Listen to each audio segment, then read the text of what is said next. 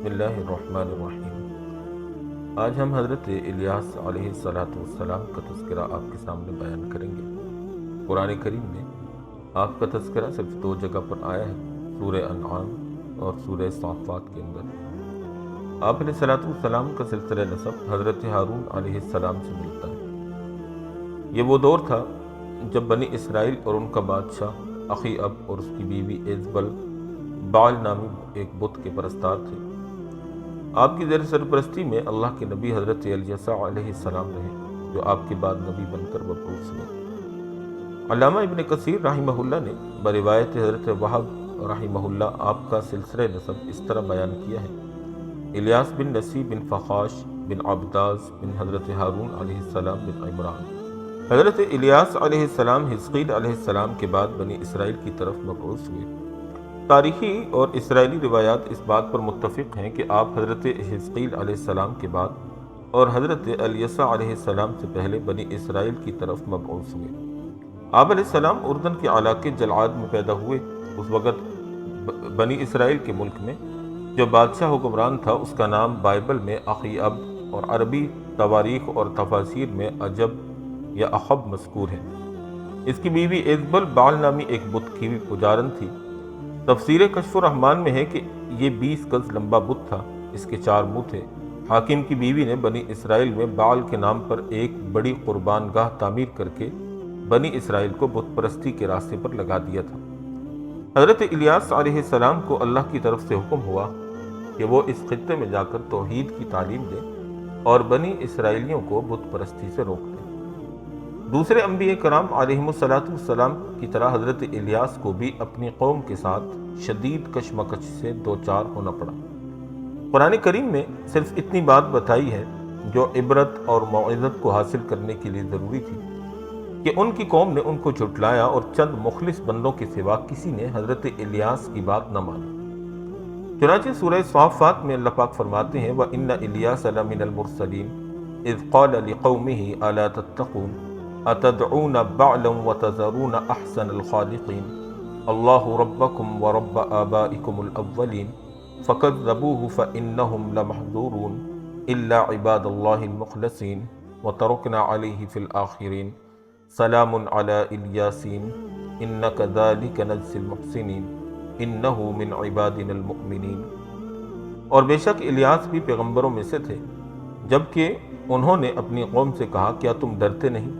کیا تم بعل نامی بت کو پکارتے ہو اور بہترین خالق کو چھوڑ دیتے ہو، اللہ کو جو تمہارا بھی رب ہے اور تمہارے اگلے باپ دادا کا بھی؟ بس انہوں نے اس کو جھٹلایا تو وہ ضرور عذاب میں پکڑے جائیں گے، مگر جو اللہ کے خاص بندے تھے اور ہم نے اس کے طریقے پر پچھلوں میں بھی ایک گروہ کو چھوڑا۔ سلامتی ہو الیاس علیہ السلام پر، ہم نیکی کرنے والوں کو ایسا ہی بدلہ دیتے ہیں، بے شک وہ ہمارے مومن بندوں میں سے تھے۔ بعض مفسرین نے اس کشمکش کے مفصل حالات بیان کیے ہیں۔ مروجہ تفاسیر میں حضرت الیاس علیہ السلام کا سب سے اچھا تذکرہ تفسیر مظہری میں علامہ بغوی رحمہ اللہ کے حوالے سے کیا گیا ہے۔ اس میں جو واقعات مذکور ہیں تقریباً وہ تمام تر بائبل سے ماخوذ ہیں، اور دوسری تفسیروں میں بھی ان واقعات کے بعض اجزاء حضرت وہب بن منبہ، حضرت کعب الاحبار رحمہ اللہ کے حوالے سے منقول ہیں۔ ان تمام روایات سے خلاصہ کے طور پر قدر مشترک نکلتی ہے، وہ یہ ہے کہ حضرت الیاس نے بنی اسرائیل کے بادشاہ اخی اب اور اس کی رعایا کو بعل نامی بت کی پرستش سے روک کر توحید کی دعوت دی، مگر 1-2 حق پسند افراد کے سوا کسی نے آپ کی بات نہ مانی، بلکہ آپ علیہ السلام کو طرح طرح سے پریشان کرنے کی کوشش کی، یہاں تک کہ اخی اب بادشاہ اور اس کی بیوی ایزبل نے آپ کو شہید کرنے کے منصوبے بنائے۔ آپ نے ایک غار میں پناہ لی اور عرصہ دراز تک وہیں پر مقیم رہے۔ اس کے بعد آپ نے دعا فرمائی کہ اسرائیلی لوگ قحط سالی کا شکار ہو جائیں، تاکہ آپ علیہ السلام ان کو قحط سالی سے دور کرنے کے لیے معجزات دکھائیں تو شاید وہ ایمان لے آئیں۔ چنانچہ انہیں شدید قحط سالی میں مبتلا کر دیا گیا۔ ابن کثیر میں ہے کہ 3 سال تک بارش نہ ہوئی۔ بعض تفاسیر میں ہے کہ اس کے بعد حضرت الیاس علیہ السلام کے حکم سے اخی اب سے ملے، یعنی اللہ کے حکم سے بادشاہ سے ملے اور اس سے کہا کہ یہ عذاب اللہ کی نافرمانی کی وجہ سے ہے، اگر تم اب بھی باز آ جاؤ تو یہ عذاب دور ہو سکتا ہے، میری سچائی کے امتحان کا بھی یہ ایک بہترین موقع ہے۔ حضرت الیاس علیہ السلام نے بادشاہ سے مزید ارشاد فرمایا کہ تم کہتے ہو کہ اسرائیل میں تمہارے معبود بعل کے 450 نبی ہیں، تم ایک دن سب کو میرے سامنے جمع کر لو، وہ بعل کے نام پر قربانی پیش کریں اور میں اللہ کے نام پر قربانی پیش کروں گا، جس کی قربانی کو آسمانی آگ کھا کر بھسم کر دے گی اس کا دین سچا ہوگا۔ اس تجویز کو سب نے بخوشی قبول کر لیا۔ چنانچہ کوہ کرمل ایک پہاڑ کا نام ہے، اس مقام پر یہ اجتماع ہوا۔ بعل کے جھوٹے نبیوں نے اپنی قربانی پیش کی اور صبح سے دوپہر تک بعل سے التجائیں کرتے رہے، مگر کوئی جواب نہ آیا۔ اس کے بعد حضرت الیاس علیہ السلام نے اپنی قربانی پیش کی، اس پر آسمان سے آگ نازل ہوئی اور اس نے آپ علیہ السلام کی قربانی کو بھسم کر دیا۔ یہ دیکھ کر بہت سے لوگ سجدے میں گر گئے اور ان پر حق واضح ہو گیا، لیکن بعل کے جھوٹے نبی اب بھی نہ مانے، اس لیے حضرت الیاس علیہ السلام نے ان کو وادی قیشون میں قتل کروا دیا۔ اس واقعہ کے بعد موسلا دھار بارش ہوئی اور وہ خطہ پانی سے تربتر ہو گیا، لیکن اخی اب بادشاہ اور اس کی بیوی ایزبل کی آنکھ ابھی بھی نہ کھلی اور آپ پر ایمان لانے کے بجائے آپ کے دشمن بن گئے اور آپ کو قتل کرانے کی تیاریاں شروع کر دیں۔ یہ سن کر حضرت الیاس علیہ السلام سامریہ شہر سے روپوش ہو گئے۔ کچھ عرصے بعد بنی اسرائیل کے دوسرے ملک یہودیہ میں تبلیغ شروع کر دی، کیونکہ رفتہ رفتہ بال پرستی وہاں بھی پھیل چکی تھی۔ وہاں کے بادشاہ یہودام نے بھی آپ کی بات نہ سنی، یہاں تک کہ حضرت الیاس علیہ السلام کی پیشن گوئی کے مطابق تباہ و برباد ہوا۔ چند سال بعد دوبارہ اسرائیل میں تشریف لائے اور دوبارہ اخی اب اور اس کے بیٹے اخزیہ کو براہ راست پر لانے کی کوشش کی، مگر وہ بدستور اپنی سرکشی پر قائم رہے، یہاں تک کہ ان کو بیرونی حملوں اور مہلک بیماریوں کا شکار بنایا گیا۔ اس کے بعد اللہ نے اپنے نبی کو واپس بلا دیا۔ دائرۃ المعارف میں ہے کہ شیطان بعل بت میں بیٹھ گیا تھا اور اس کے نبی باہر بات کرتے تو شیطان اندر سے جواب دیتا کہ تمہارا خدا یہ کہتا ہے، پھر بادشاہ اور تابعین اس کے موافق عمل کرتے۔ بنی اسرائیل جو حضرت یوشع بن نون علیہ السلام کے زمانے سے اس شہر میں رہتے تھے، وہ بھی اس بت کے پجاری بن گئے۔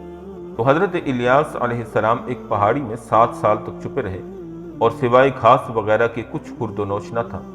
بادشاہ نے بڑی تلاش کی لیکن کسی طرح بھی حضرت الیاس نہ ملے۔ پھر بادشاہ کا بیٹا سخت بیمار ہو گیا، تمام معالج عاجز رہ گئے، بعل کی بھی بڑی پرستش کی لیکن کچھ نہ بنا۔ بعل کے نبیوں نے کہا کہ تیرے سے بعل بت ناراض ہو گیا ہے کیونکہ تو نے الیاس کو قتل نہیں کیا۔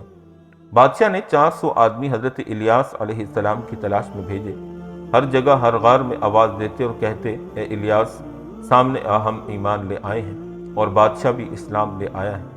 حضرت الیاس نے ظاہر ہونا چاہا لیکن اللہ نے روک دیا کہ یہ منافقانہ چال ہے۔ تب حضرت الیاس نے دعا کی کہ یا اللہ اگر یہ لوگ سچے ہیں تو مجھے ان پر ظاہر کر، اور اگر جھوٹے ہیں تو ان پر آگ برسا دے۔ چنانچہ آسمان کی طرف سے آگ آئی اور وہ سب جل گئے۔ جب بادشاہ کو یہ خبر ملی تو 50 آدمی اور بھیجے، ان کے ساتھ بھی یہی معاملہ ہوا۔ پھر بادشاہ سخت پریشان ہوا لیکن بیٹے کی سخت بیماری کی وجہ سے نہ جا سکا۔ آخر بادشاہ نے ایک مومن آدمی کو بڑا لشکر جرار دے کر بھیجا۔ اس مومن نے حضرت الیاس کو آواز دی تو الیاس علیہ السلام اس کے ساتھ شہر میں چلے آئے، لیکن اس وقت بادشاہ کا بیٹا شدید بیماری کی وجہ سے ہلاک ہو چکا تھا۔ بادشاہ اسی غم میں تھا کہ الیاس علیہ السلام چلے گئے۔ بادشاہ نے لشکر کے کمانڈر سے حضرت الیاس کے بارے میں دریافت کیا۔ اس مومن نے کہا کہ میں بھی آپ کے لڑکے کے غم میں مبتلا تھا، مجھے پتہ نہیں کہ کہاں چلے گئے۔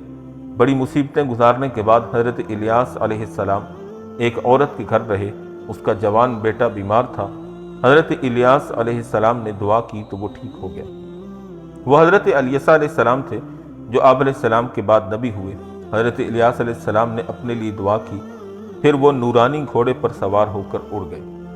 مورخین اور مفسرین کے نزدیک یہ مسئلہ بھی زیر بحث آیا ہے کہ حضرت الیاس علیہ السلام زندہ ہیں یا وفات پا چکے ہیں۔ تفسیر مظہری میں علامہ بغوی رحمۃ اللہ علیہ کے حوالہ سے ایک طویل روایت نقل کی گئی ہے، اس میں یہ بھی مذکور ہے کہ حضرت الیاس علیہ السلام کو آتشی گھوڑے پر سوار کر کے آسمان کی طرف اٹھا لیا گیا تھا، اور حضرت عیسیٰ علیہ السلام کی طرح یہ بھی زندہ ہیں۔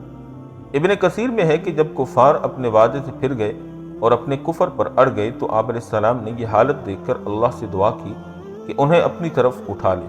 ان کے ہاتھ تلے حضرت الیسع بن احتوب علیہ السلام پلے تھے۔ حضرت الیاس علیہ السلام کو اس دعا کے بعد انہیں حکم ملا کہ وہ ایک جگہ جائیں اور وہاں انہیں جو بھی سواری ملے اس پر سوار ہو جائیں۔ جب آپ علیہ السلام وہاں پہنچے تو آپ کو ایک نوری گھوڑا دکھائی دیا جس پر آپ سوار ہو گئے۔ اللہ نے انہیں بھی نورانی کر دیا اور وہ اپنے پروں سے فرشتوں کے ساتھ اڑنے لگے۔ حضرت کعب الاحبار سے منقول ہے کہ 4 انبیاء اب تک زندہ ہیں، حضرت خضر اور حضرت الیاس علیہ السلام زمین پر، اور حضرت عیسیٰ علیہ السلام اور حضرت ادریس علیہ السلام آسمان پر۔ یہاں تک کہ بعض حضرات نے کہا ہے کہ حضرت خضر اور حضرت الیاس علیہ السلام ہر سال رمضان کے مہینے میں بیت المقدس میں جمع ہوتے ہیں اور روزے رکھتے ہیں۔ یہ دونوں روایتیں، یعنی 4 نبیوں کی زندہ ہونے والی اور یہ حضرت خضر اور الیاس کی جمع ہونے والی، پہلی والی روایت تفسیر در منصور میں علامہ جلال الدین سیوطی نے نقل کی ہے اور دوسری والی تفسیر قرطبی کے اندر نقل کی گئی ہے۔ تفسیر مظہری میں قاضی ثناء اللہ پانی پتی رحمہ اللہ نے فرمایا کہ حضرت شیخ احمد سرہندی مجدد الفسانی رحمۃ اللہ علیہ نے اپنے مکاشفہ میں حضرت خضر علیہ السلام سے ملاقات کی اور ان سے ان کی زندگی کے بارے میں سوال کیا، تو انہوں نے فرمایا کہ میں اور الیاس زندہ نہیں ہیں، لیکن اللہ تعالیٰ نے ہمیں یہ قوت دی ہے کہ ہم زندہ آدمیوں کی شکل میں متشکل ہو کر لوگوں کی مختلف صورتوں میں امداد کرتے رہتے ہیں۔ حضرت ثابت بنانی رحمۃ اللہ علیہ فرماتے ہیں کہ میں حضرت مصعب بن زبیر رضی اللہ تعالیٰ عنہ کے ساتھ کوفہ کے علاقے میں تھا۔ میں ایک باغ کے اندر چلا گیا کہ 2 رکعت نماز پڑھ لوں۔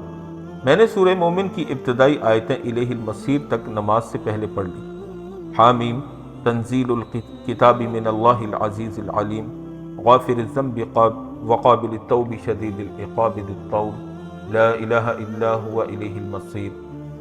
ترجمہ ان آیات کا یہ ہے، حامیم، یہ کتاب اتاری گئی ہے اللہ کی طرف سے جو زبردست ہے، جاننے والا، گناہوں کو معاف کرنے والا اور توبہ قبول کرنے والا ہے، سخت سزا دینے والا، بڑی قدرت والا ہے، اس کے سوا کوئی معبود نہیں، اسی کی طرف لوٹنا ہے۔ اچانک دیکھا کہ ایک شخص میرے پیچھے ایک سفید خچر پر سوار کھڑا ہے جس کے بدن پر یمنی کپڑے ہیں۔ اس نے مجھ سے کہا کہ جب تم غافر الذنب کہو تو اس کے ساتھ یہ دعا کرو، یا غافر الذنب اغفر لی، یعنی اے گناہوں کے معاف کرنے والے مجھے معاف کر دے، اور جب قابل التوب کو کہو تو یہ دعا پڑھو، یا قابل التوب اقبل توبتی، یعنی اے توبہ قبول کرنے والے میری توبہ کو قبول کیجیے، اور جب پڑھو شدید العقاب تو یہ دعا کرو، یا شدید العقاب لا تعاقبنی، یعنی اے سخت عقاب دینے والے مجھے عذاب نہ دیجیے، اور جب ذی الطول پڑھو تو یہ دعا کرو، یا ذی الطول طل علی بخیر، اے انعام و احسان کرنے والے مجھ پر انعام فرما۔ حضرت ثابت بنانی رحمۃ اللہ علیہ فرماتے ہیں کہ یہ نصیحت اس سے سننے کے بعد جو ادھر دیکھا تو وہاں کوئی نہ تھا۔ میں اس کی تلاش میں باہر دروازے تک آیا، لوگوں سے پوچھا کہ ایک شخص یمنی لباس میں یہاں سے گزرا ہے۔ سب نے کہا کہ ہم نے کوئی ایسا شخص نہیں دیکھا۔ حضرت ثابت کی ایک روایت میں یہ بھی ہے کہ یہ حضرت الیاس علیہ السلام تھے۔ حضرت الیاس علیہ السلام کا واقعہ آپ نے سماعت کیا۔ امید واثق ہے کہ آپ کے علم میں بہت سا اضافہ ہوا ہوگا اور آپ کو بہت کچھ نیا سیکھنے اور جاننے کو ملا ہوگا۔ یہاں پر ایک بات ملحوظ خاطر رہے کہ ہم یہاں پر جو واقعات سناتے ہیں اس میں اکثر و بیشتر مختلف تفسیری اور اسرائیلی روایتیں بھی بیان کرتے ہیں۔ تو تفسیری روایتوں میں اکثر اسرائیلی روایتیں پائی جاتی ہیں۔ اسرائیلی روایتوں کے متعلق علماء کا اور مسلمانوں کا ماننا یہ ہے کہ ہمیں ان کے متعلق یہ عقیدہ رکھنا چاہیے کہ لا نصدق ولا نکذب، کہ نہ ہم ان کی تصدیق کرتے ہیں نہ ہی ان کی تکذیب کرتے ہیں۔ قرآن و سنت کے نصوص سے ظاہری طور پر اگر اہل کتاب کی کسی روایت کا یا اسرائیلی روایات کا تصادم ہو رہا ہو تو ہم قرآن و سنت کو لیتے ہیں اور اسرائیلی روایتوں کو چھوڑ دیتے ہیں، اور اسی طرح جو روایتیں قرآن و سنت سے تصادم تو نہیں کرتی، ان سے ٹکراتی تو نہیں ہیں، لیکن ان کی تصدیق یا تکذیب قرآن و سنت سے نہیں ہوتی، تو ان کے متعلق سکوت یعنی خاموشی اختیار کرنا یہ مسلمانوں کا طریقہ کار ہے۔ یعنی نہ ان کو جھوٹا کہا جائے، نہ ان کی تصدیق کی جائے کہ ان کو بالکلیہ طور پہ سچا کہہ دیا جائے، بلکہ معاملہ اللہ کی سپرد کر دیا جائے۔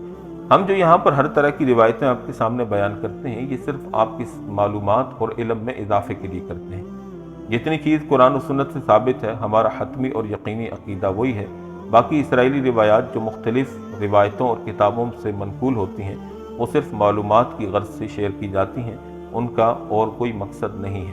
اس میں صحیح روایتیں بھی ہوتی ہیں، اس میں قوی روایتیں بھی ہوتی ہیں، لہٰذا ہمیں ہدف تنقید بنانے سے پہلے اس چیز کو اچھے سے سمجھ لیں کہ ہم صرف یہاں پر علم کے اضافے کے لیے اور معلومات کی غرض سے ان چیزوں کو شیئر کرتے ہیں۔ اگر آپ کو ہماری یہ ویڈیو پسند آئی ہو تو ہمارے چینل کو سبسکرائب کر لیجئے گا اور اپنے دوست و احباب میں شیئر بھی کیجئے گا، لائک بھی کیجئے گا اور کمنٹ سیکشن میں اپنی رائے کا اظہار ضرور کیجئے گا۔ اللہ پاک اپنے نیک بندوں اور انبیاء کرام کے ساتھ ہمارا حشر فرمائے اور آخرت میں ان کے پڑوس میں جگہ عطا فرمائے۔ وآخر دعوانا ان الحمد للہ رب العالمین۔